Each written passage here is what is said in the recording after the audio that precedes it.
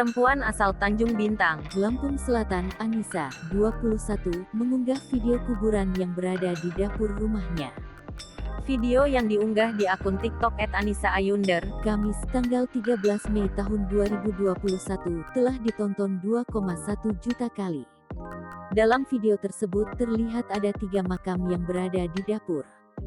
Saat dihubungi, Anissa membenarkan ada makam di dapur rumahnya. Ia menyampaikan makam tersebut sudah ada sebelum keluarganya membangun dapur. sehingga tak heran jika ada kuburan di dalam dapur rumahnya.